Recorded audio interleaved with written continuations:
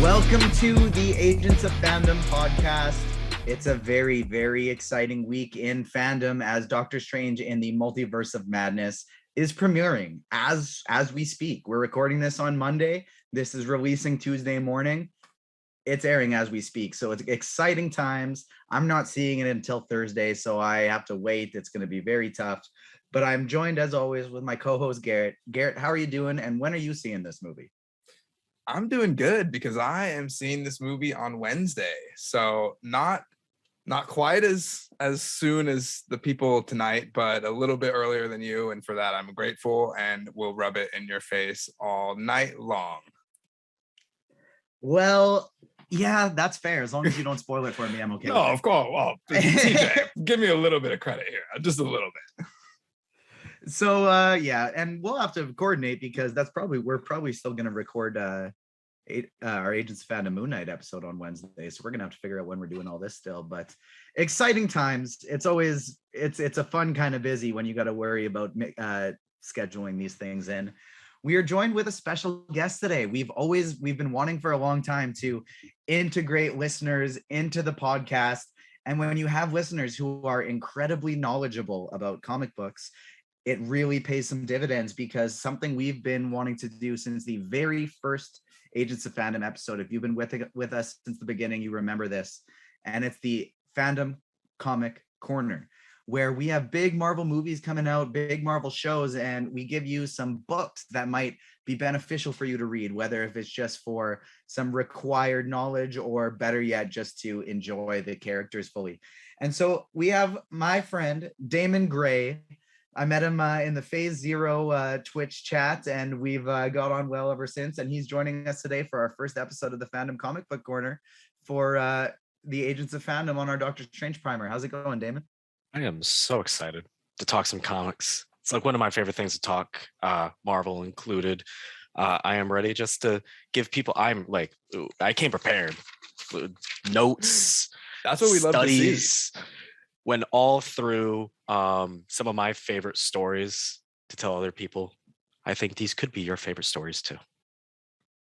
Wow. Love to hear it. And yeah, I knew you would be perfect for the job, because every single week I'm in a group chat with Damon, and every single week Damon always posts his new comic book polls, and he's as avid of a comic reader as anyone I know. So we really can't wait to bring your expertise onto our show. Yeah, 100%. Yeah. I'm ready. And when are you seeing Doctor Strange? Man, I thought I was early, because I was like, oh, Thursday, 3:30 in the afternoon, like one of the first showings. I mean, it's not Wednesday, but I'm ready. It's just a few days. This is a crazy week. We got the Moon Knight finale, and then Doctor Strange, like the next day for some people, or maybe 2 days later. This is a special or the same week. night if you're or wild. The same night, yeah. Like, it's just a very special week. And it's one of those where, like, a couple of years ago, when you're just like craving content, it doesn't even have to be Marvel content, just content a couple of years ago. And now it's just feast fest. It's fantastic. Yeah, I would say like the only thing that really could possibly compare to it would be like at the beginning Agents of S.H.I.E.L.D., where like the Hydra stuff would lead into the Winter Soldier, like stuff like that, which was amazing, don't get me wrong, but it's no one night and then the next night. So I special week is doesn't seem grand enough, but we've all been waiting for such a long time, and I cannot wait to dive into the Multiverse of Madness. And May 4th as well, when we get the Moon Knight finale, is also it's May 4th. We might be able to expect some Star Wars content on that day. So with Obi-Wan Kenobi coming out at the end of May, you never know. We could be getting a new trailer on May the 4th here. So bringing even more for us to talk about. This week's show coming out on Thursday is going to be our typical Moon Knight episode review. We're going to be breaking down the season finale, and joining us, we have our friend Matt Remke from thedirect.com. We're going to have a great show with him talking some Moon Knight, and he'll have seen Doctor Strange already. Garrett will just almost be about to see it. I'm going to be a day earlier, so we're going to be full of excitement, putting that passion, channeling it into Moon Knight. But before we get to that, If you're watching this on YouTube, make sure you hit the like button. Help us battle those YouTube algorithm overlords pushing us down. And make sure you follow the Agents of Fandom on all of the socials. It's Agents Fandom on Twitter, Agents of Fandom everywhere else. This is your very last week to enter our giveaway for Anthony Francisco's book, Uber Monsters. Anthony Francisco is a former Marvel Studios concept artist. It's signed with a hand-drawn picture of Baby Groot, who he himself created. He is the artist behind Baby Groot. And so this has all of his former Marvel Studios concept art, as well as some of his new stuff. This is your last week to enter that giveaway, so make sure you get in on that. And I gotta say, I did not expect the first cameo from one of the pets to be from Damon. Damon, introduce us to your cute little kitty friend behind us. Yeah, that's Cora. She's chilling. Her water's right behind there, so she'll be popping up and down. I mean, I literally just got back from a trip, and now she's just craving attention. So she's just been like at my legs constantly. Classic I love it. pets. And you got some pretty sweet art behind you too. I noticed you got the Hawkeye pop there, and is that Kate Bishop pop behind? Yeah, we got the Kate. Pop? This is like one of the adorbs or whatever they're called, the cuties. Different. I do have the pops. I have all of them over there, but figured to bring some of them over here for a little. Yeah, I don't have the backgrounds you guys do. So I was like, man, I have to set up to at least compete a little bit. Yeah, TJ's got that on lock. That Kate Bishop poster behind you is beautiful. Yeah, it was a Christmas gift. Nice painting. I love your shirt too. Absolutely love it. All decked out. Gotta represent. Gotta represent. Have to.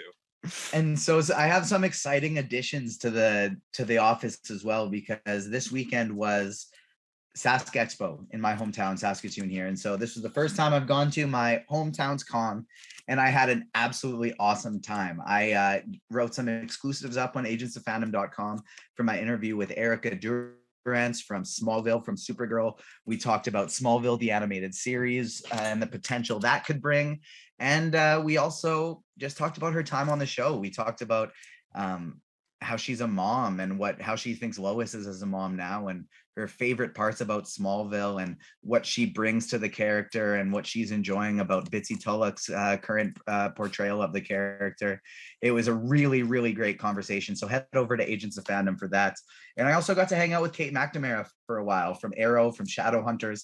That was really cool. Didn't get to do any press with her. She wasn't doing any press, but we got to have some real nice chats. And I was dressed up as Stephen Amell's Green Arrow. And the first time I went up to her, she looked at me and she goes, "Dad?" And so that was pretty funny. That was a pretty funny interaction. And I got my first appearance of Mia Queen as Speedy here, signed by Kate, as well as the very first appearance of Mia Queen. I got that signed by her. One here, Green Arrow and the Black Canary with Speedy on the front. She signed that as well. And then, of course, I got my Erica Durance Smallville feature cover, and she signed that one. So pretty fun weekend. I also picked up some fun other things that we're going to give for giveaways in the future for Agents of Fandom. And so, that's going to be exciting. And on the note of giveaways, as our producer Ruben is in my ear distracting me here, on the note of giveaways, as soon as, and this might be a comic that we reference later today, this might be something Damon hits us with, but as soon as we hit 1,000 followers on Twitter, we are going to pick one of our Twitter followers to win this right here, Doctor Strange in the Nexus of Nightmares, brand new comic book, issue 1, right here. Beautiful. You can see it for YouTube viewers. If not, we're gonna if you're listening to this in podcast form, that's all right. We're gonna clip it. We're gonna put it on our socials for you to see as well. But Doctor Strange in the Nexus of Nightmares, as soon as we hit 1,000 Twitter followers, that could be yours if you are one of our followers. Exciting.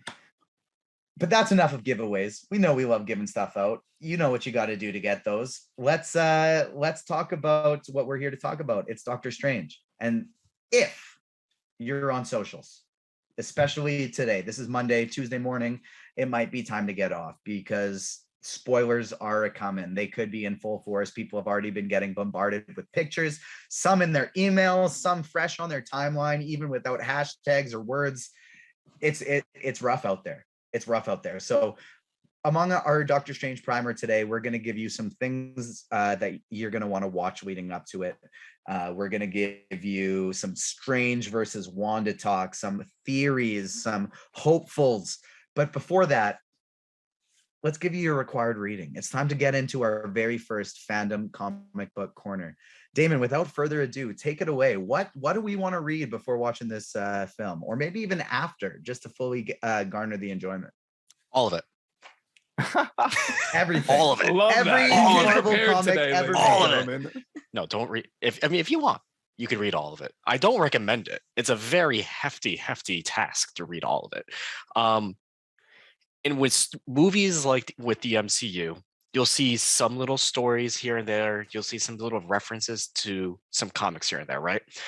But very rarely will there ever be like a movie that is directly just like story book, like, so especially in this one with the Multiverse of Madness, there isn't really a major story plot that we can be like, this book right here, this arc, this is it. It's not like the Fraction Hawkeye run with the Hawkeye show, right? It's not going to be like Boom for Boom or Lemire run with Moon Knight recently.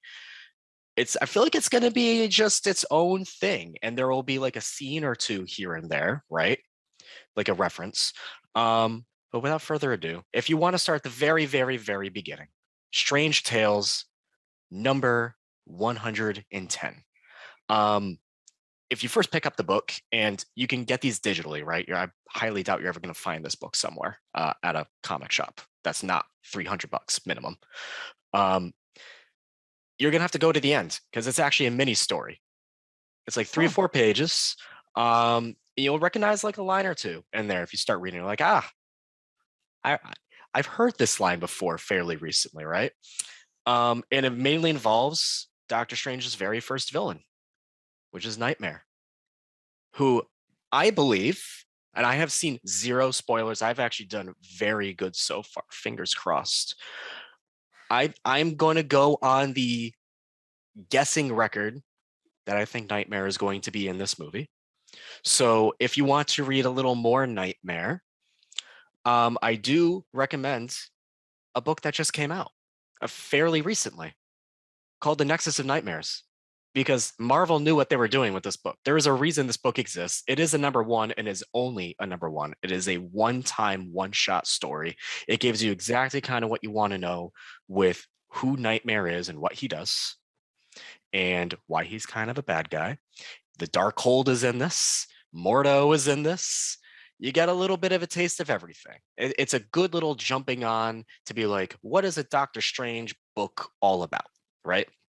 And if you want to keep going into Doctor Strange, it is up there that the 70s stuff between like the years of 74 and 88, that's kind of like the most classic of the best of the Doctor Strange runs you can get, where it's like by the hands of Hogarth and just very, very wordy books. Personally, I like more modern books in the 2010 eras. I think those translate well to more what I like and what a lot of the modern readers like to read. So if you were to read one book for Doctor Strange, I think for me, it is a 2015 Jason Aaron run. His run, when he was writing it, is about 20 issues. And it is pretty crucial to where he is now. And you get a really good taste of just magic and how it works and what magic's weakness is. And you get his backstory in there. You get his classic villains in there. It is a good modern take of Doctor Strange. I'd say the first half of the arcs is the best one. The second half gets a little weird, but it's Doctor Strange. It's weird. It is a very weird, strange book. We love weird. And it's great to look at. A lot of characters you'll recognize in today's books. There's some stuff in there that is directly taken into my current favorite Doctor Strange. It's not even a Doctor Strange book, but it has his name on it, which is Strange Academy. If you're going to read Strange Academy, I do recommend to read Strange 2015, 1 through 20. That's that. And if you really want to get really, really super duper caught up with the current stuff, Death of Strange just happened. It was a little mini event. Happened a couple months ago. And plot twist, as it says in the title, Doctor Strange is dead. So what happens when the Sorcerer Supreme dies? And that's kind of where we are now. Yeah, we just gave away one of those comics recently. And it's pretty good. I do actually highly recommend even the tie-ins to it. I have one right here. A White Fox tie-in that was fantastic. They did Elsa Bloodstone, Death of Doctor Strange tie-in, also another character that we've heard recently. Yeah, well, I wonder why that could be important. Popping up and out, you know. So it's a pretty good arc.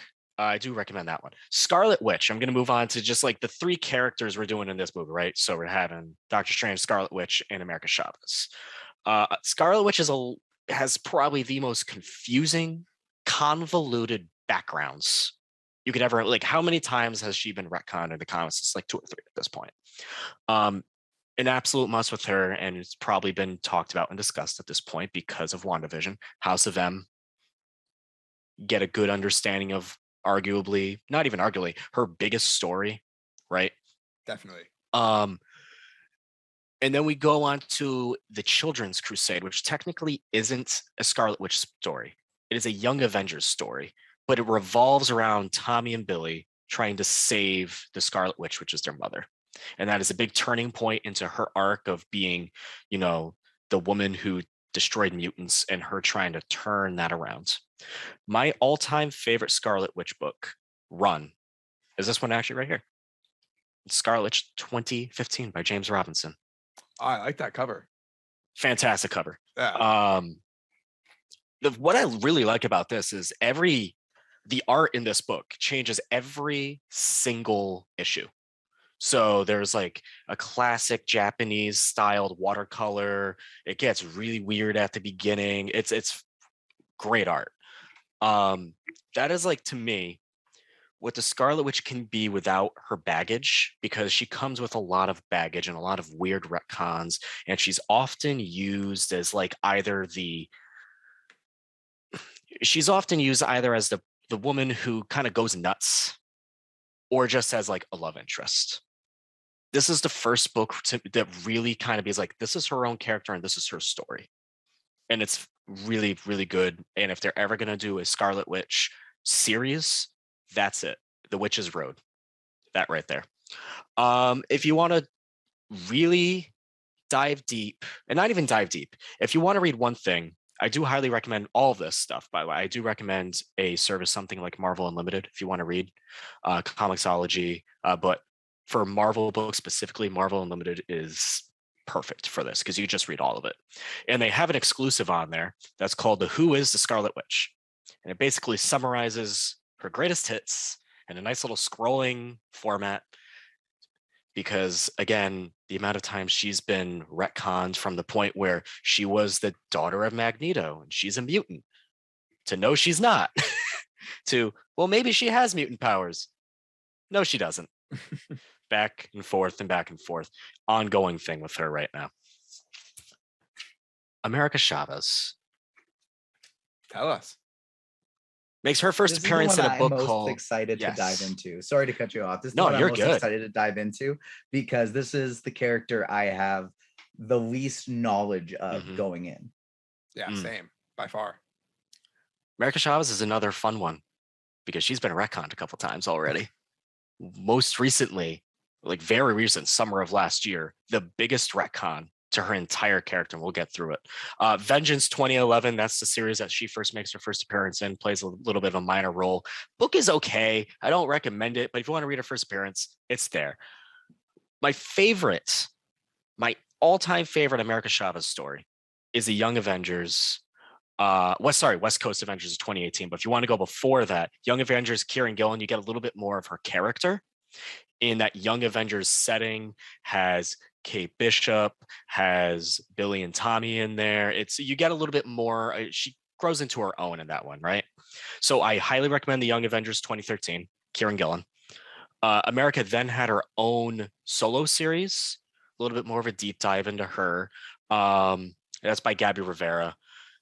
Pretty good, a good little deep dive on her. But again, for some reason with her, I like her better in a team setting. So we go back to another team setting. West Coast Avengers 2018, A+ book. A+ book.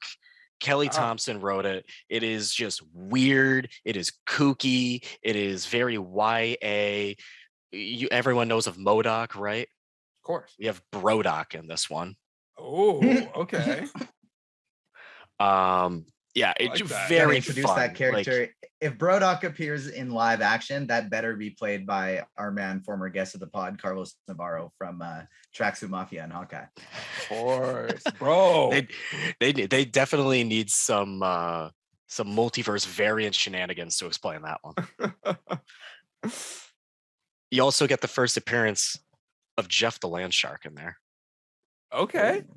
So pick that one up if you can find it. I don't know what that means. Jeff the Land Shark. If Marvel was going to have their own Baby Yoda moment, it's Jeff the Land Shark. Okay. I'm telling you now, it is Jeff the Land Shark. If they're going to have a Baby Yoda moment, Infinity Comics on Marvel Unlimited, he has his own solo series. You may see some memes of like a little land shark pop around everywhere. That's where that comes from. Again, written by Kelly Thompson, art by Gurry, because art is more important here because there's no words. It's what I love about that little scrolling comic. But back to America Chavez. The big story, and I actually liked this story. This is the most controversial America Chavez stories because it came out last year. And this was the big retcon to her, right? Everyone knows America Chavez. She is the girl from the Utopian Parallel, has two mothers. They essentially kicked her out of the parallel, trying to save her from the world that was dying, right? That's what she believed for all her life. She can punch portals that are interdimensional and she can dimension hop whenever she wants. This one started to get to the point where, her powers are running low. Why is that happening? That's weird. And I don't want to spoil anything if you want to read this, but they very much change her background. And a lot of people didn't like it, but that's where things are now. Interesting. Very interesting. Very interesting. With this power set, where would you say she potentially could have been useful in a, say, Spider-Man No Way Home? Yeah. I think it would have made, to me, one of the weird things in there was Ned being like, there's magic in my family. And now I can suddenly, after Doctor Strange, like, how long to learn how to, get out of... He had to be put on Mount Everest to be able to figure out how to do that. Ned does it in one try. So the one thing I will say is, like, I agree. This is something we've talked about lots, that was very ridiculous. And so obviously in the initial schedule, No Way Home was supposed to come out after Doctor Strange. And that's why that was initially going to be America Chavez opening those portals and not Ned. But one thing I did find interesting that made it, so a term that our friends at the Ringerverse talk about all the time is quarter flipping. And it was actually, they debuted it because they were talking about how quick Kate Bishop picked up flipping that quarter and turning the TV off with it. And I didn't agree with that one. I was on the side of, like, she's crazy master archer, just like Hawkeye. She's got those natural skills. Like, that's why she figured it out so quick. She's proven that she can pick up a skill very quick. She's very talented. Exactly. Right. So that wasn't the weirdest one that they could do, to me, at least. And it took like maybe they cut a few chances. We don't know. It took like at least 3 tries. And so where quarter flipping kind of took some next level was obviously Katie with the arrow shooting in Shang-Chi. And then even more so, they took it even one higher with Ned being able to just open up those portals in No Way Home. The one thing I will say is, after I just rewatched Doctor Strange, I just finished it 2 nights ago. And obviously everyone else at Kamartaj at that time had been there a lot longer, but everybody else was sling ringing with absolute ease. He had that big old mental block of, like, it's my hands, that's why I can't do it. And so he didn't believe he could do it yet. He was sitting there thinking, like, I can't do it, I don't have hands. And it wasn't until he saw Master Hamir, who didn't have a hand, open the portal, and then getting sent to Everest, that he was able to pull together. But I do think if they wanted to provide some kind of explanation there, was that, yeah, Strange is the best at this stuff, but he didn't believe it yet. His mind is one of the reasons he's so great, and his mind was holding him back at that point. I saw a cool, I think it was Charles Murphy who posted it today. I can't remember, but I saw on Twitter. Someone asked Benedict Wong about I guess he said he'd be interested in having a Disney Plus spinoff with him and Ned doing like magical stuff. Give And, me you know, a Strange I'm here Academy for it. spinoff on Disney Plus, and it's Wong like as the lead in it. I would do anything for Strange Academy, anything. We're a very long way away from it for a few sure. reasons. There's still one thing in Strange, the movies in itself, they haven't talked about really yet. That is such a major point in every single one of his books. Every one is magic has a price. We haven't gotten that yet. So maybe this movie is the kind of this is the price you pay. But every single one of his books, in the end, like what is magic's weakness is magic itself because it has a price. Going back to the Ned thing, just because it kind of clicked with me too, there are some beings in the books that their magic kind of comes from heritage or it comes from an amulet. Like everyone's magic kind of comes from a different source. And some of it, yes, does be a heritage thing. So it could be that, and maybe they want to explore that down the road if they do that. For a Strange Academy Disney Plus show, if they want to do that within the year, it has to be animated. Mm-hmm. I think it needs to be animated anyway. There's so many characters in there that are not human. I think it would just be either too much money or you wouldn't get truly what it is to have like a student who's a frost giant looking through a glass window every single classroom, or the girl who is also a zombie. Like you wouldn't really be able to see those great visuals and how it works without it being animated. This to me, may now be the #1 animated series on top of my list that I want to see. it would also be easier because if you make it animated, you can kind of fill in the backwash on why every magical we also need to introduce so many more sorcerers and magical deities to be able to get to this point. We haven't had Brother Voodoo yet in the MCU. We haven't had we kind of had Damon Hellstrom. We kind of had him. He was, fun fact, in a Hulu series that came out in 2020 that no one knows even exists. That was I heard a thing. about that. It's actually not bad. Didn't see it. Heard about it though. It's, if you have Hulu, watch it because it's actually not bad. Have you seen did you watch Cloak and Dagger? I did watch Cloak and Dagger. I enjoyed Cloak and Dagger. Did you like it? I did too. Yeah, I liked like Cloak and Dagger. Yeah. I don't think it's like A tier stuff, but it's enjoyable. Cloak and Dagger or Runaways? Cloak and Dagger. Cloak and Dagger, but I do like Runaways. I enjoyed Runaways too, but yeah, Cloak and Dagger for me. Cloak and Dagger for me. Interesting. So before we get to the list of things that you're going to want to watch before Doctor Strange, because an interesting thing to remember too, I was worried about this primer. Are we releasing it too close to the movie? And then I was talking to a lot of my friends, a lot of my casual friends who they like the MCU, but they're obviously not as deep into it as we are. And so the people who are as deep into it as we are, I kind of think the comic book stuff is the stuff we got to that we have to focus on, because a lot of people don't read a ton of comics. But what I realized is there's a lot of people who are kind of casual moviegoers who aren't going to see this movie for 1 or 2 weeks. They have lives, they're busy. And so there is time to get some at-home movie and TV show watching. So before we get to that, Damon, did you have any last minute things for required reading? No, I wouldn't say so much last minute things, but if you just want to like bang it down for like one for each, right? I say the 2015 Doctor Strange run by Jason Aaron. I think you get a really good grasp on the magic and it sets up modern stuff. So you want to keep reading, you can keep going after that. Scarlet Witch 2015, James Robinson, that's a must. Easy, done, dusted, done.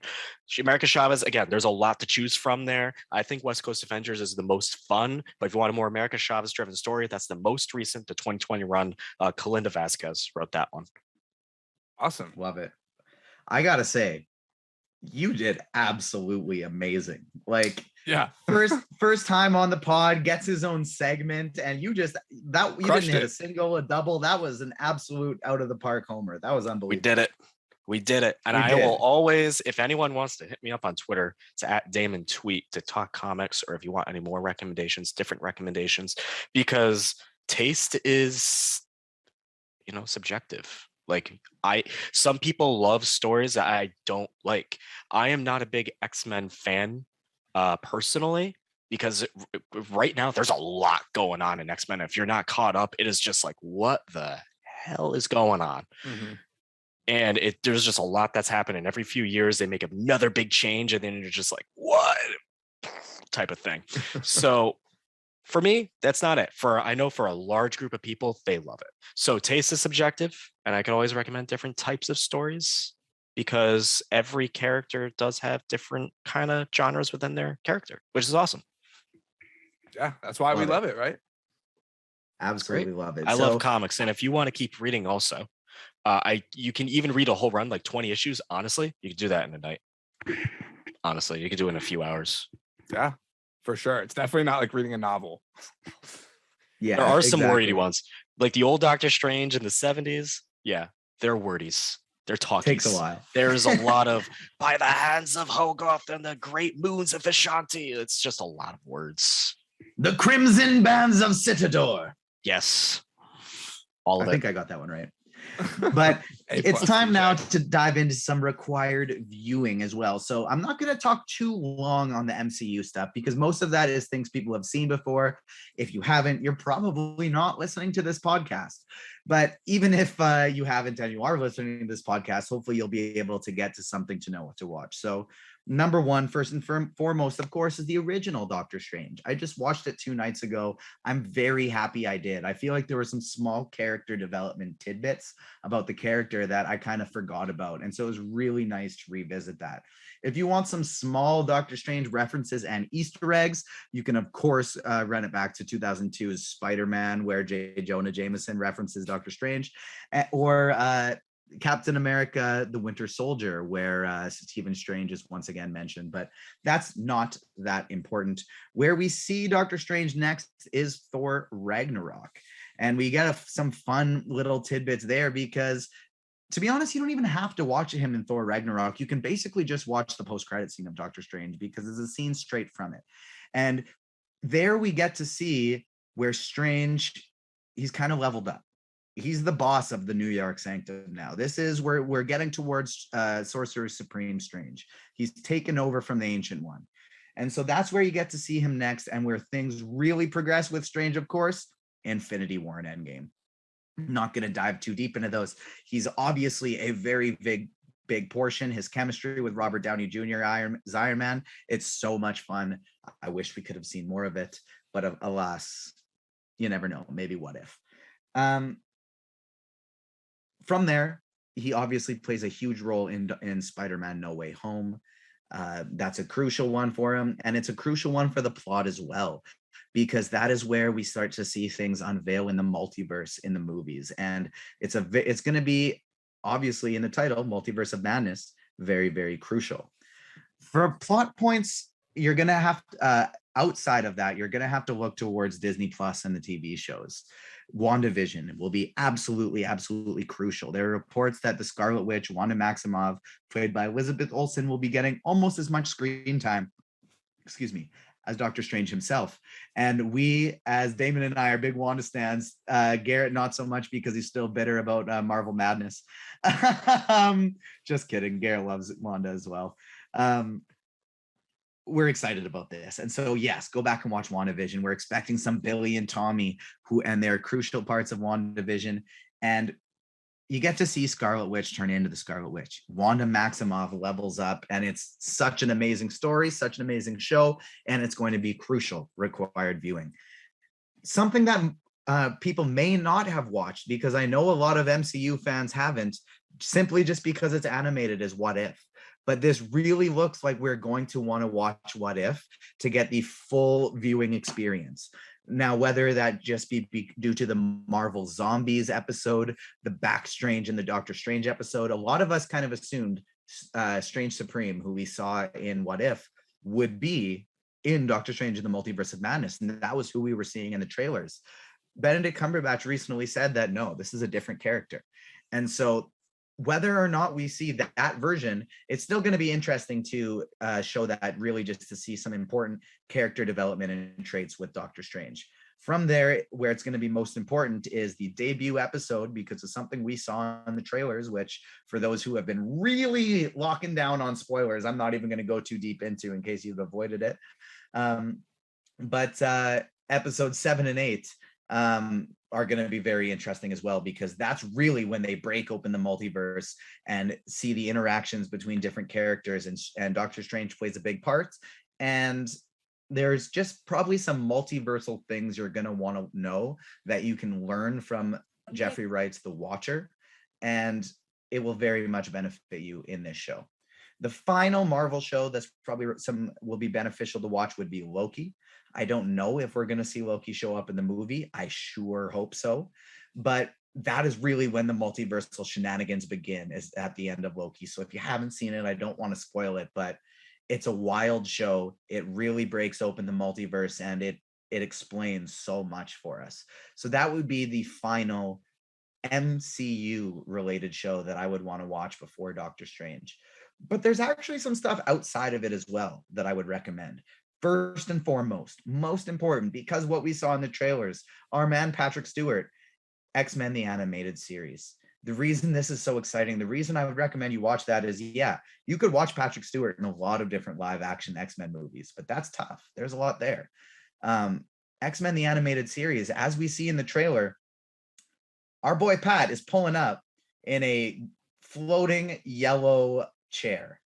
That is directly from X-Men the Animated Series. Now, we know this is a movie about multiverse. Potentially that could be the Professor Xavier we're watching, and that, not to spoil anything, but that show ends with Professor X taking some type of journey. And so that's very interesting based on how he could wind up in this movie. So that's what I'd want to watch. And finally, there is a Doctor Strange animated movie where, before I went back and looked into this, I actually mistook it, and I thought Nightmare was the villain, because if you could basically sub out Dormammu for Nightmare in this, and the movie wouldn't change, because Dormammu is doing very, very nightmare type things, possessing children while they're asleep and going into their dreams and brainwashing them. So that's a very fun watch, because it's a Doctor Strange origin that you learn more about Doctor Strange pre-Sorcerer. That movie, the live action movie, really dives into the accident really quick. You get to see a lot of Doctor Strange before that, and why he went into medicine and why it was so important to him. And it's a very interesting watch there. If you want a little bit of Nightmare, you can go to the Ultimate Spider-Man, an underrated cartoon. There's a Nightmare episode where Doctor Strange and Spider-Man and Iron Fist team up against him, and it's a really fun watch. I like it a lot. That'll do it for your required viewings. We're trying to get you out of here with a quick episode. We don't want to last on too long. So there are just a few things I want to talk to Garrett and Damon about, before we get out of here. And that is, first off, Garrett, I'm going to hit it to you, because you've had an easy episode, other than just having to endure me making fun of you for the Marvel Madness thing. And so I want to know, on the topic of Wanda Maximoff, pre this movie and post this movie, give me your guess. Which one's stronger, the Scarlet Witch or Doctor Strange? I think they're both the same answer. Specifically, MCU live action. I think they're both the same answer, and I think that answer is the Scarlet Witch. I think Kevin Feige even said this like a while ago. It was either her or like Captain Marvel, and I think, obviously Doctor Strange is one of the strongest Avengers, but they're obviously setting up Wanda to be this Nexus being, that is just like on another level than all these other characters. And I'm here for it, because I love Scarlet Witch, despite what TJ might have you think based on his previous comments. I like the Scarlet Witch. I just think she hasn't been absolved of her sins yet, but that's coming. And I want to see her reach her full potential, not as a villain, but as a hero. And I think that that's coming. And so I think that the answer is both pre this movie and post this movie. Scarlet Witch is on top. Well, that's always the thing with Wanda. Is she redeemed? Even in the comics, she literally annihilated all of the humans in House of M. And it wasn't until the trial of Magneto, which came out last year, which you can read if you want, because it's a weird book. That's a weird story. Trial of Magneto is like 90% about Scarlet Witch, 10% about kaijus that came out of nowhere in like the book 4, and everyone's like, what's going on? But it is about, is Wanda redeemed, right? And I do like how that translates from the movies and the books, because it'd be kind of boring if you knew exactly what was going to happen, right? But you're able to take that idea and put it in a different context. I don't think Wanda will be redeemed by the end of this movie. I don't even think she will be close to redeemed. It may even be worse by the end of this movie, right? But it did say in the Darkhold itself, to answer TJ's original question, that the Scarlet Witch is stronger than the Sorcerer Supreme, who technically isn't Doctor Strange right now, but we're going to assume that maybe by the end of this movie, either Doctor Strange or whoever, regardless, it said it in the Darkhold itself. Love that. There you go. Definitive proof. Absolutely. And so for our non-sports fans, I apologize, but kind of how I like to look at it is Wanda's MJ, a young MJ with the Bulls. Strange, whether he's the Lakers, whether he's the Celtics, whether he's any of these old teams who have been there, they know what they're doing. They've got that championship caliber. It took MJ a while to put it together. He missed some playoff games. He took some L's early on. But once MJ figured out what he was doing, there was no one who could possibly stand up against him. And that's kind of how I view Wanda, as when she puts it together, it's over. It's over for anyone else. And so Doctor Strange kind of base level, if you want to look at it from an anime sense, Goku's getting mopped more often than not at the beginning of his fights, right? He's got to learn, he's got to figure out, he's got to get angry, he's got to get motivated. That's kind of like Wanda. She has the level up ability above anyone else, but somebody like Strange, who knows what they're doing, might have the initial advantage until Wanda really gets into the fight. So that's kind of where I stand on that one. Who are you, Damon? This is fun too, because you've completely avoided leaks, and I almost completely have. There's been some small ones that I haven't, and I'm going to avoid it, but I almost have. Who are you hoping to see in the Illuminati and or just cameos in general from this film? Who are your dream ones? You know, I have the weirdest dream cameo, just because, like, remember how I said about that Hellstrom show that nobody watched?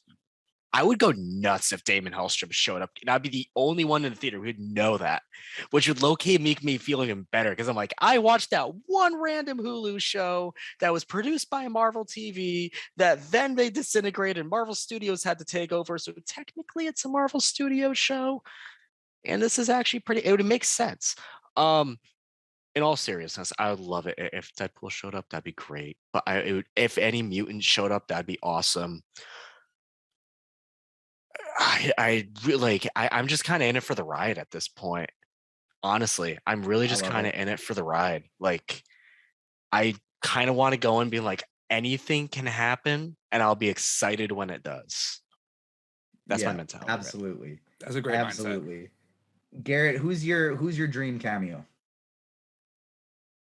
I did not have the good fortune that you guys did. I woke up yesterday and opened up Twitter, and the first thing I saw, zero scrolling, first thing on the timeline was just a brutal leaked image. I'm not going to say anything about it because I don't want anyone to feel the way I felt in that moment.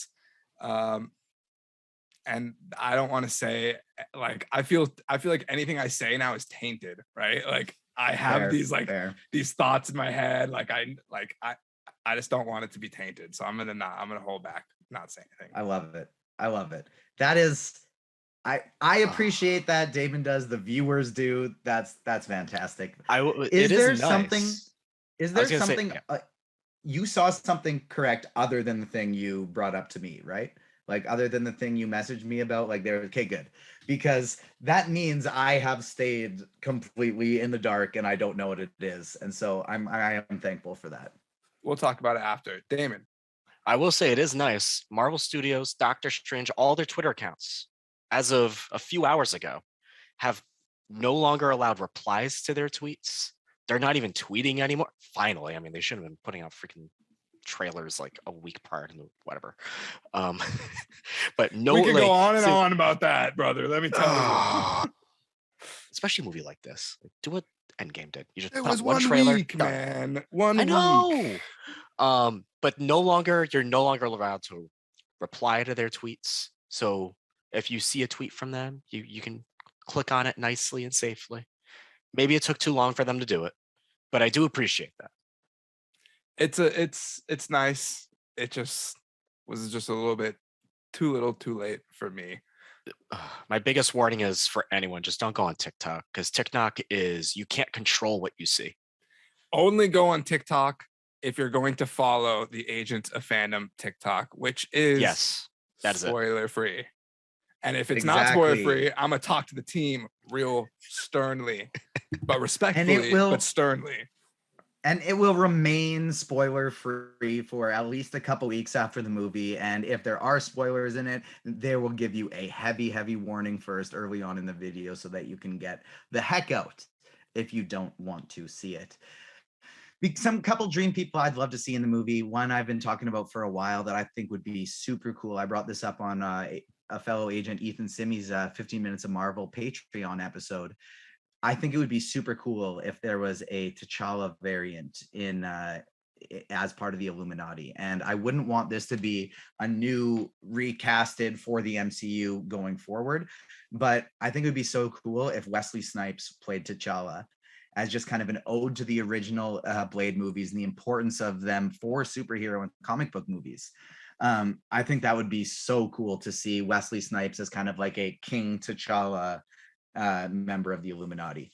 And then my favorite cameo that we've seen from somewhere else that I'd love to get brought in would be Robbie Reyes as Ghost Rider, of course. As big Agents of S.H.I.E.L.D. guys, Garrett and I have been hoping for that one for a while. Of course, Quake would be my number one, but like I think Robbie Reyes as Ghost Rider would make a lot of sense, especially just because how did we see him leave in Agents of S.H.I.E.L.D. last? It was him opening a Doctor Strange portal with his chain. With the Darkhold in hand. With the Darkhold in hand, exactly. So yeah, that would be incredible to see him in that movie as well. Robbie Reyes, easily the best Ghost Rider, by the way. To me, at least. That is my favorite Ghost Rider. Same here. That doesn't hold a lot of weight, but same here. I loved him, and I agree he's my favorite, but also the first Ghost Rider movie, underrated. I liked it. Second one, no. First one, I liked it. Just because you liked it doesn't mean it's not underrated. It's a product of its time. True. But maybe I'm just on a Nick Cage binge right now from the unbearable weight of massive talent, which you can also see my review for, as well as our man Isaac Joel's review for on agentsoffandom.com.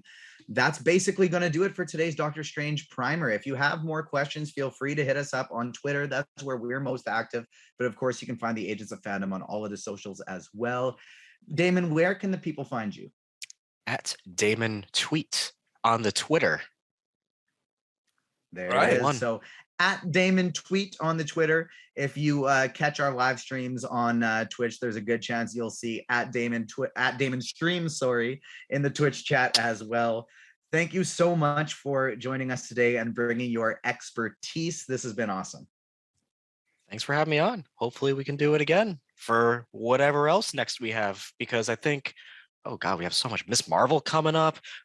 Thor Love and Thunder. The Mighty Thor makes an appearance, by the way, in that Jason Aaron Doctor Strange run.